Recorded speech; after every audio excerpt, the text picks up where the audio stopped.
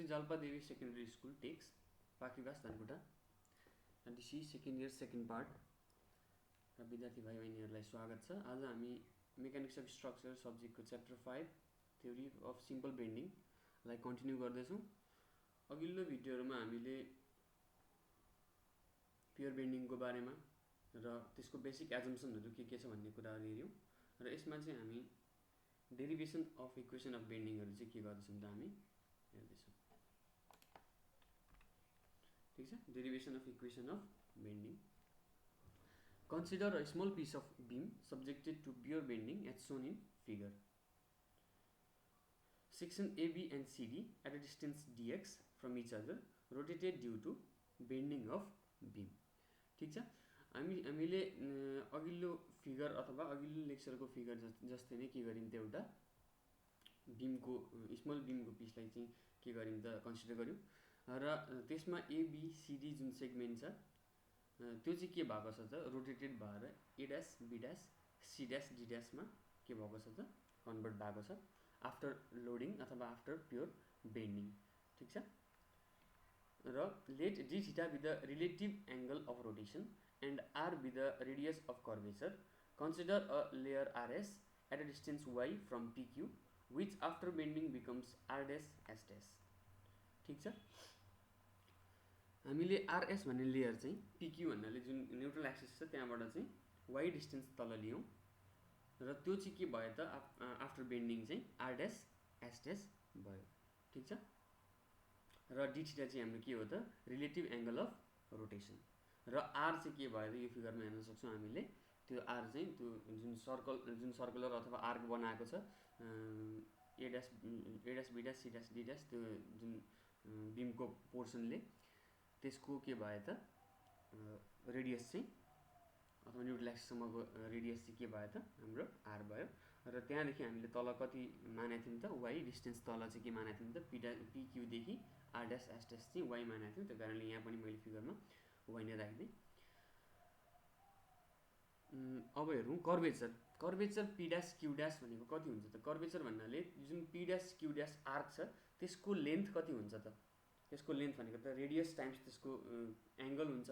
ठीक छ, त्यो के भन्छ आर्कले बनाएको सेन्टरमा बनाएको एङ्गल र त्यो एङ्गल भनेको चाहिँ के छ त डी थीटा छ र रेडियस कति छ त आर छ। त्यस कारणले P dash Q dash curvature P dash Q dash equals to के हुन्छ त आर टाइम्स डी थीटा हुन्छ। त्यसै गरी curvature R dash S dash फिगरमा हेर्न सक्छौँ। फिगरमा के छ त त्यसको चाहिँ अब रेडियस भनेको चाहिँ आर प्लस वाई छ र R plus Y times D theta angle त डी थीटा नै छ। The length of neutral layer PQ equals to P dash Q dash. ठीक छ, त न्युट्रल लेयरको लेन्थ त के हुन्छ त बराबरी नै रहन्छ। यी पनि हामी हेर्न सक्छौँ लेन्थ के छ त बराबर छ PQ equals to P dash Q dash छ। त्यस कारणले length of neutral layer PQ equals to P dash Q dash. Strain in layer RS equals to R dash S dash minus RS upon RS. यानि कि strain भन्नाले change in length upon original length गरेको हामीले यसमा। ठीक छ, पहिला RS थियो त्यसमा चेन्ज कति आयो अपन ओरिजिनल डाइमेन्सन चाहिँ के हो त हाम्रो स्ट्रेन हो, स्ट्रेन इन लेयर आरएस। ठीक छ, अर्को हेरौँ strain in layer RS equals to R dash S dash minus RS upon RS. र यो आरएसलाई हामीले अब के पनि लेख्न सक्छौँ त पीक्यू पनि लेख्न सक्छौँ, किनभने फर्स्ट यो फिगरमा हाम्रो आरएस र पीक्यूको लेन्थ चाहिँ के छ त सेम छ। त्यस कारणले हामीले आरएसलाई पीक्यू पनि लेख्न सक्छौँ र त्यो पीक्यू लेख्नु भनेको के हो त पी ड्यास क्यू ड्यास पनि लेख्न मिल्नु हो, किनभने हामीले यहाँनिर लेन्थ अफ न्युट्रल लेयर चाहिँ के छ त इक्वल छ। र हामीले यो माथि जुन कर्वेचर लिएको थियौँ त्यसको भ्यालुहरू हामीले यहाँ ठ्याक पुट गऱ्यौँ। पुट गरिसकेपछि हामीसँग रिजल्ट के आयो त Y D theta upon R D theta र त्यो डी थीटालाई क्यान्सल आउट गरेपछि के भयो त स्ट्रेन इन लेयर आरएस चाहिँ के आउने रहेछ त वाई बाई आर आउने रहेछ। ठीक छ, त्यसलाई हामीले इक्वेसन 1 मान्यौँ। र suppose stress in layer RS is sigma then strain in layer RS भनेको कति हुन्छ त सिग्मा अपन यो त हुक्स लबाट आएको, हामीले अगाडि बेसिक एन्सर पनि भनेको थियौँ यो प्योर बेन्डिङले चाहिँ हुक्सलाई के अरे मान्छ भनेर। त्यस कारणले strain in layer RS equals to sigma upon modulus elasticity E अब यो दुईटा इक्वेसनलाई हामीले के गर्यौँ त, यो इक्वेसन 1 र इक्वेसन 2 लाई चाहिँ हामीले के गर्यौँ त, मिलाएर मतलब इक्वेट गर्यौँ। इक्वेट गरिसकेपछि के भयो त, y by R equals to sigma by E, र त्यसलाई मिलाएर राख्दाखेरि sigma by Y equals to E by R. यो नै हाम्रो के हो त, रिक्वायर्ड रिलेसन हो।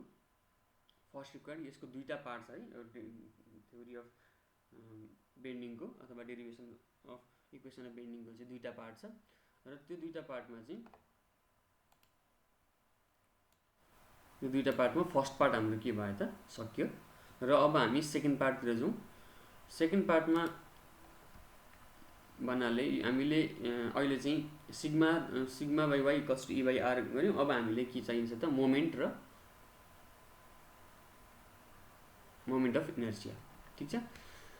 र त्यसको लागि consider a transverse section of the beam, take a strip of area DA at distance Y from neutral axis, stress on this area sigma equals to E by R times Y, ठिक छ। हामीले के गर्यौँ त, transfer section लियौँ। अब हामीले त्यो जुन बीमको ट्रान्सफर सेक्सन, जुन अघि हामी लङ्गिट्युडनल सेक्सन हेर्दै थियौँ, यसको चाहिँ अहिले चाहिँ हामी ट्रान्सफर सेक्सन हेर्दैछौँ। र ट्रान्सफर सेक्सनमा पनि हामीले के लियौँ त, यसको एरिया चाहिँ डिए लियौँ, ठिक छ। ट्रान्सफर सेक्सनमा यसको कुनै एरिया डिए चाहिँ वाई डिस्टेन्स तल, न्यूट्रल एक्सिसको वाई डिस्टेन्स तल फिगरमा देखाए अनुसारले हामीले के गर्यौँ त, लियौँ। र स्ट्रेस अन दिस एरिया भनेको, यो एरियामा आउने स्ट्रेस भनेको कति हुन्छ त, अब हामीले अघिल्लो इक्वेसनबाट यो इक्वेसनमा हामीले फाइन्ड आउट गरे अनुसारले के गर्यौँ त, यहाँनिर पुट गर्यौँ sigma equals to E by R times Y, ठिक छ। Force on this strip DA equals to sigma DA, ठिक छ। सिग्मा भनेको स्ट्रेस भइहाल्यो, र त्यसको एरिया, त्यसको करेस्पोन्डिङ एरिया डिएले चाहिँ हामीले मल्टिप्लाई गरिदियौँ, त्यसको फोर्स आयो, ठिक छ। भन्नाले डेल्टा एफ यानि कि त्यो सानो स्मल एरियामा लागेको फोर्स, स्मल एरिया जुन डिए छ त्यसमा लागेको फोर्स भनेको E by R times Y times DA, ठिक छ। यो E by R times Y भनेको हाम्रो सिग्मा हो, र त्यसलाई हामीले सिग्माको ठाउँमा पुट गरेको मात्रै हो। The bending moment due to external forces at a section is balanced by the moment of the internal forces acting normally about neutral axis, ठिक छ। यो बेन्डिङ मोमेन्ट जुन एक्सटर्नल फोर्सले सेक्सनलाई लगाइराखेको छ, त्यो चाहिँ केले ब्यालेन्स गर्छ अरे भन्दाखेरि चाहिँ इन्टरनल फोर्सहरू जेनेरेट हुन्छ नि, त्यसको मोमेन्टले जुन त्यसको मोमेन्टले त्यो चाहिँ के को अबाउटमा लाग्छ त, न्यूट्रल एक्सिसको अबाउटमा लाग्ने त्यस्तो मोमेन्टले चाहिँ के गरिदिन्छ त, ब्यालेन्स गरिदिन्छ। नत्र भने ब्यालेन्स भएन भने त्यो फेलियर के हुन्छ त, स्ट्रक्चर नै फेलियर हुन्छ। यो जुन इन्टरनल फोर्सेसले दिएको मोमेन्ट जुन छ, त्यो भनेको चाहिँ के हो त, मोमेन्ट अफ रेसिस्टेन्स हो, ठिक छ। र यसलाई फर्दर पढौँ। The moment of this force about neutral axis delta M dash equals to, अब यही फोर्स, यो जुन स्मल फोर्स छ, यसले गर्दा कति मोमेन्ट आउँछ भन्ने कुरा भन्नाले यो स्मल एरिया जुन छ, यसमा आउने फोर्स भनेको के रहेछ त, delta F equals to F by E by R times E Y times DA रहेछ। र यो फोर्सलाई हामीले यदि मोमेन्ट क्यालकुलेट गर्नु पऱ्यो भने, न्यूट्रल एक्सिसको अबाउटमा मोमेन्ट निकाल्दैछौँ भने के गर्नु पऱ्यो त, त्यसलाई वाई यसको परपेन्डिकुलर डिस्टेन्स वाईले के गर्नु पऱ्यो त, मल्टिप्लाई गर्नु पऱ्यो। त्यही गरेको चाहिँ यहाँ E by R times Y times DA times Y.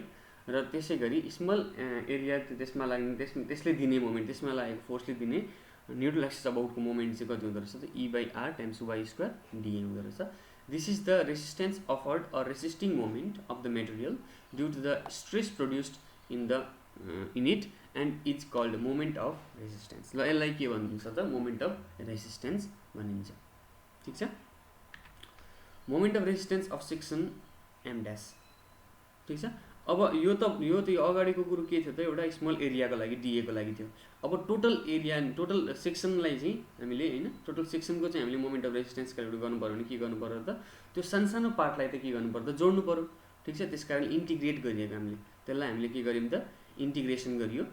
यो डेल साइन हटाउनको लागि इन्टिग्रेसन गरेको भनेर बुझ्दा नि भयो। M dash equals to E by R times integration of Y square DA, ठिक छ। यस्तो सानो स्ट्रिपहरूको चाहिँ हामीले के गर्नु पऱ्यो त, इन्टिग्रेसन गर्नु पऱ्यो। र यो टर्म जुन छ पछाडिको, यति टर्म जुन छ Y square integration of Y square DA, integration of Y square DA is the second moment of inertia of area about the neutral axis, ठिक छ। यो भनेको सेकेन्ड मोमेन्ट अफ इनर्सिया हो। यो भनेको तिमीहरूले अगाडि नै मेकानिक्स अप्लाइड मेकानिक्समा नै पढिसकेको होला। र त्यसलाई हामीले के लेख्न सक्छौँ त, अबाउट न्युट्रल एक्सिस हो, त्यो कारणले आइएनएले डिनोट गर्न सक्छौँ, लेख्न सक्छौँ। त्यस कारणले therefore moment of resistance M dash equals to E/R times INA. ठिक छ। र where INA equals to moment of inertia of area about neutral axis. NA भनेको के त, न्युट्रल एक्सिस। र अब हामीले यही इक्वेसनलाई चाहिँ मिलाएर राख्ने हो भने, यो आईलाई यता इक्वेसन पारी लगिदिने हो भने M/I इक्वल्स टु E/R हुन्छ। त्यो हामीले के गर्यौँ त, 4th नम्बर इक्वेसन राख्यौँ। र अब सेकेन्ड र फोर्थबाट, सेकेन्ड हाम्रो के थियो, सरी थर्ड र फोर्थबाट, थर्ड हाम्रो के थियो त, sigma by Y equals to E/R थियो भने यता हाम्रो के भयो त, M/I इक्वल्स टु E/R भयो।